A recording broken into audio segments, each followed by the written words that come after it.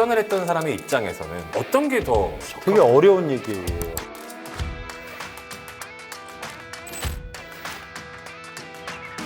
그 돈에서 기체가 나올까 하는 생각은 좀 드는데 제가 볼 때는 32년이라는 시기 자체도 우리가 전력화 시키고 나면 개발할 수 있죠. 충분히. 아마 쪽으로 개발하는 게 돈이 좀 덜 들지 않을까 싶어요.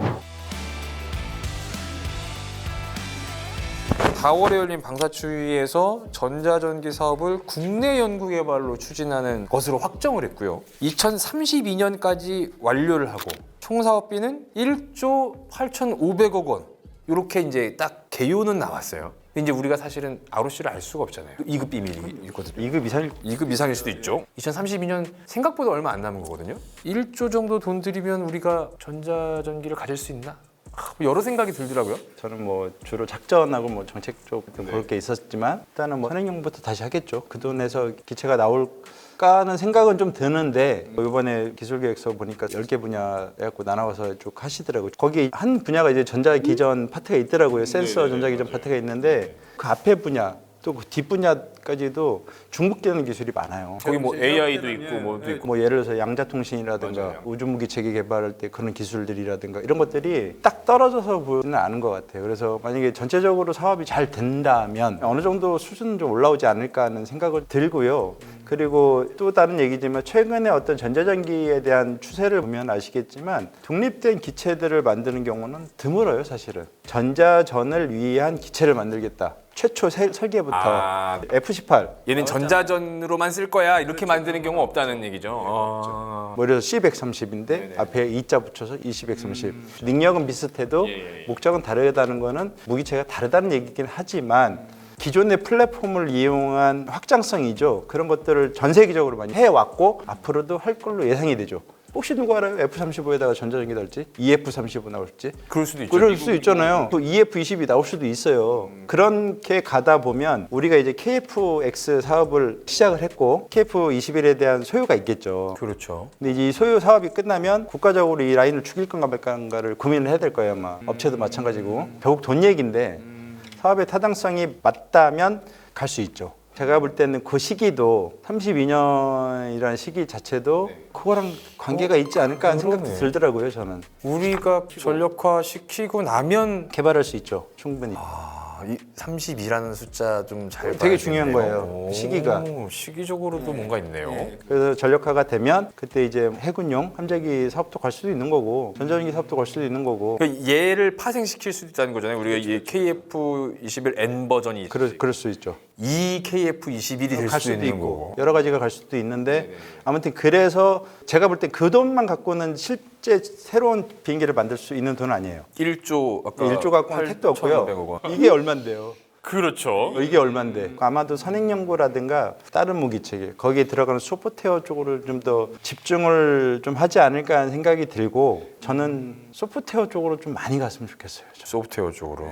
개인적인 욕심인데 분석할 능력이 없잖아요. 그렇죠. 근데 수집 능력도 있지만 분석할 수 있는 백데이터, 빅데이터가 좀 필요하죠. 그렇죠. 대체적으로 요거는 방공 레이더 주파수더라. 이런 것들을 알아낼 수 있는. 그렇죠. 공격을 할 수 있게끔 그 주파수로부터의 오공기를 보호할 수 있게끔 하는 어떤 하드 양산이라든가 뭐 이런 쪽으로 가지 않을까 하는 생각이에요. 사실 저도 KF-21이 되면 참 좋겠는데 민간 제트기에다가 전자장비를 검토되는 것으로 알려졌다? 막 이런 기사들이 많이 나와요. 공군에서 작전을 했던 사람의 입장에서는 민간 제트기에 전자전 장비를 다는 게 더 좋으냐 아니면 KF-21 그러니까 전투기 형상인 거죠. 근데 어떤 게 더 되게 어려운 얘기예요. 왜냐면 이거는 관점에 따라 좀 틀릴 수 있어요. 우리가 국가급 자산을 갖는 거냐, 국가급 자산을 갖는 거냐, 아니면 어떤 전투에서 쓸 수 있는 플렉서블하게 전술기의 개념을 확장시킨 에스코트 전자전기 이런 것들을 좀 가질 것이냐 그런 차이예요. 사실은 가치가 틀리다는 가치가 거예요. 틀리다는 거군요.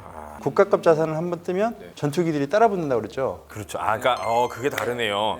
이 그라울러나 그 프라울러 같은 애들은 그 편대를 보호하기 위해 얘가 같이 뜨지만 국가급 자산이 뜨면 얘를 보호하기 위해서 작전이 따로 있어요. 또 능력이 틀린 거예요. 그렇지만 우리가 이제 당장 개발할 수 있는 게 전술기도 좀 부족하고 전술기용으로도 좀 쓸 수 있고 우리 지금 전투기 대수 많이 부족하니까. 네. 오히려 이제 앞으로 파드식으로 가지 않을까. 지금 뭐 EF도 넥스트 제너레이션 파드가 나오잖아요. 지금 개발하고 있고. 그러니까 이제 통합하는 거예요. 여러 가지 파드를 하나의 파드로 달면 좋잖아요. 사실은 가볍고 일단 무장 베이가 많아지고 제가 옵션 쓸 수 있는 게 훨씬 많은 거고. 이제 인터페이스의 문제예요. 이번에 피스브릿지 사업 다 끝났잖아요. 이제 항전 장비 다 오버홀한 걸로 알고 있는데 개념이 뭐냐면 인터페이스를 한 번씩 이렇게 오버홀 한다는 개념은 무기 체계가 달라진다는 얘기예요. 쉽게 얘기하면 VBR 미스를 운영할 수 있는 거예요. 어떤 비행기가 레이더를 좀 개량을 하고 A사가 들어왔다?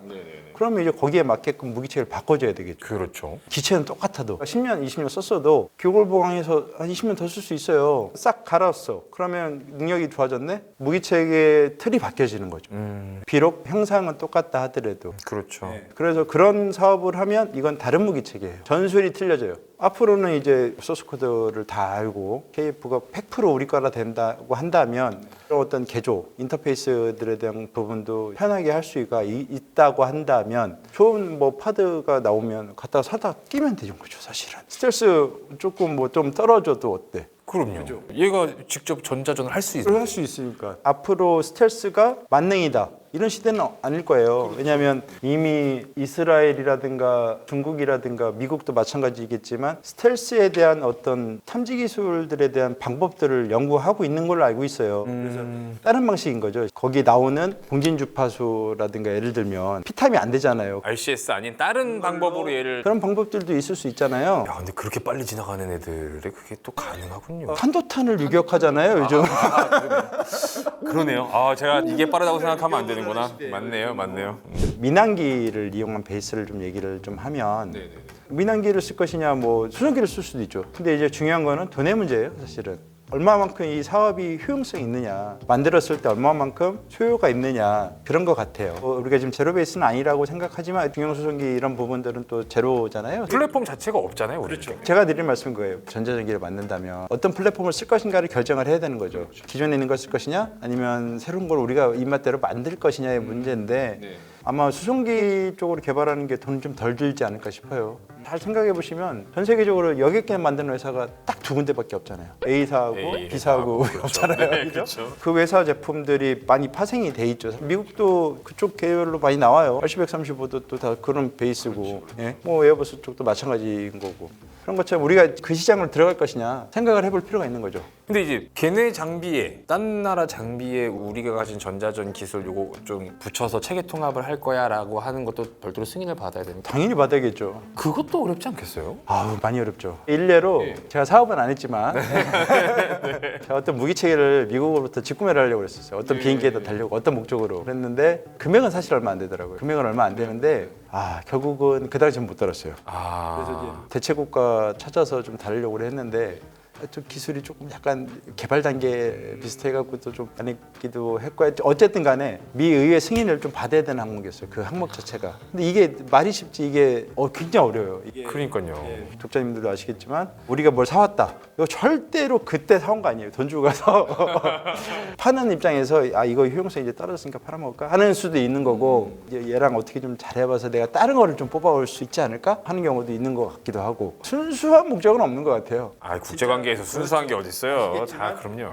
그런 민항기에 붙인다든지 뭐 이제 이런 부분들도 그걸 승인을 받고 하는 그런 지고지난한 과정들을 어쨌든 좀 전력화가 아마 늦어지겠죠. 그리고 두 번째로는 체계 통합에 대한 부분들이 아마 어려울 거예요. 기존에 이제 무기 체계에 나와 있으면 주로 이스라엘이 그런 거 많이 하잖아요. 이스라엘이 이제 장비 쪽으로 부품 만들어서 큰 거에 붙여갖고 이제 팔아먹고 하는 그런 이스라엘과 미국과의 관계가 있을 것이고 특수관계죠. 특수관계죠. 예. 이런 여러 가지를 이해를 해야 되는데 과연 제작사들이 과연 우리한테 과연 그럴 것인가 하는 생각도 한번 좀 들어보고 그래서 결국은 돈 문제인데 일단은 공격 무기를 먼저 개발할 것이냐 방어 무기를 개발할 것인가 또 우리가 고민을 좀 해봐야 돼요. 예를 들면 방어 무기냐 공격 무기냐는 진짜 한 끗 차이예요. 제가 볼 땐. 공격할 능력이 되면 방어할 능력도 될 것 같아요. 우리가 이제 체프라는 게 있어요. 체프. 그렇죠. 전술적인 상황이에요. 체프도 하나의 어떤 전자전을 수행하는 데 하나의 방법이에요. 소모성 회피라고 해서 레이더로부터의 나를 회피를 시키는 거죠. 근데 현대군들이 들어갈 때 그걸 또 어떻게 쓰냐면은 그거를 탐지하는 기술이 어떻게 될지 모르겠습니다만 과거의 전쟁 형식에서의 말씀을 드리는 거예요. 예. 체프를 일부러 뿌리고 가. 뿌리면 체프 운이 형성이 돼 이렇게. 체프 운이 형성이 되면 저기 입장에서는 순간 블라인드가 되겠죠. 다 죄다 하얘지니까. 그렇죠. 체폰을 딱 형성하고 들어가면 전투기라든 것들은 기동성이 좋잖아요. 예를 들어서 2만 몇천 피를 왔다가 체폰 딱 뿌리고 다이브를 하면 사라진 거죠. 못 찾죠. 그러니까 거기에 예를 들어서 공교롭게도 터레인이 있어. 지형 차폐로 들어가 버렸어. 그럼 못 잡겠죠. 어떻게 보면 이게 전자 공격과 전자 방어가 같이 될 수 있는 거예요. 개념이 바뀔 수 있는 거예요. 내가 공격할 때 쓰면 공격이 이긴 거죠. 방어의 입장을 쓰면 방어가 되는 거고. 즉 공격할 능력이 되면 공격 무기 만드는 게 더 어려울 거예요, 사실은. 적한테 그거를 정확하게 쏴서 무력화시키거나. 예, 그거는 어떤 목표가 있을 거잖아요. 모든 거로부터 회피가 돼서 이걸 딱 가야 되는 게 무기라고 한다면 방어 입장에서는 요것도 올 것 같고 저것도 올 것 같아. 그럼 이제 그냥 광대역으로 째밍해 버릴게. 광대역으로 다 A부터 Z까지 다 째밍해. 그게 만드는 게 기술이 더 쉬울 거예요, 아마. 근데 그럼 우리 것도 못 쓸 수 있는데? 그거 아니에요? 그래서 또 그 개념이 나오는 거죠. 전자전 환경에 되게 중요한 것들이 있어요. 그래서 전자보호를 할 때 우군에 대한 통제를 해야 돼요. 그러니까 쉽게 얘기하면은 우리가 이거를 썼을 때, 이걸 또는 숨겼을 때 받는 이익이 안 썼을 때보다도 떨어진다 그러면 써야 되겠죠. 예를 들어서 육군 애들끼리 막 통신에 째밍을 쫙 들어갔어. 작전이 안 돼. 그러니까요. 그러면 선별적으로는 풀어줘야겠죠. 비록 우리의 어떤 주파수가 노출이 된다 하더라도 그럴 때는 이제 풀어줘야겠죠. M콘이라고 하죠. M콘. 에미션 컨트롤이라고 해서 라스트십 보면은 해군들이 이제 통상 그게 대표적인 예라고 제가 이제 A4지만한 것들을 이제 M콘 이렇게 써 있어요. 빨간색 이렇게 하고 거기서 CIC 이제 전투정보통제실. 잘하시네요. 그래서 전투정보실은 사실 눈과 귀와 어떤 머리와 다 거기가 있는데 라스트십 보니까 이제 거기 M콘 전파 통제 딱 걸으니까 그 모든 그 승조원들이 딱 올려놓더라고요. 이렇게 딱 전파가 나가지도 않고 들어오지도 않는 거예요. 그 상황이 이제 근접되어 있는 상태에서 나의 어떤 기만이 없는 것처럼 하기 위한 것들인데 그런 기법들이 이제 전자전기의 기법 중에 하나예요.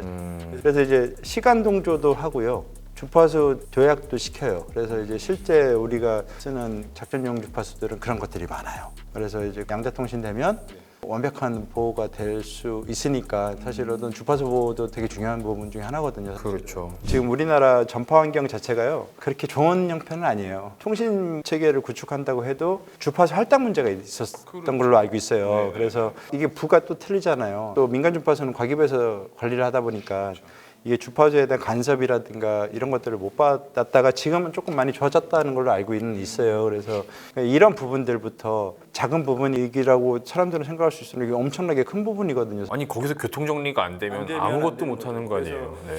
이게 배나 비행기들에는 함정용 가면 어떤 지상 항법 시설들이 있잖아요. 네네. 항로 보안도 있어요 또. 항로 보안. 예, 그렇죠. 항로 보안 계획들이 다 세워져 있거든요. 예를 들어서 민항으로 쓰는 VOR 같은 것들이 있어요. 예. 요즘 뭐 GPS 잘 되긴 하지만 GPS 안 될 때는 그런 거 써야 되거든요. 근데 이제 그런 거가 노출이 되면 또 적들도 그걸 쓰겠죠. 그렇죠. 근데 이제 이거에 대한 것들이 평상시 관리 주체라든가 관리 부서와 어떤 유사시에 대한 관리 부서 관리 주체가 틀리다 보니 이제 이런 것들에 대한 유기적인 것들이 이루어지고 평상시에도 훈련이 되지 않으면 실제 굉장히 큰 혼란이 생길 수 있어요. 단순히 정말 사업을 하기로 했다, 뭐 얼마를 들여서 언제까지 한다 이런 걸로 끝나는 게 아니라 이거를 운용하기 위한 각종 주변의 어떤 여건들이 다 잘 조성이 돼야 되는 거군요.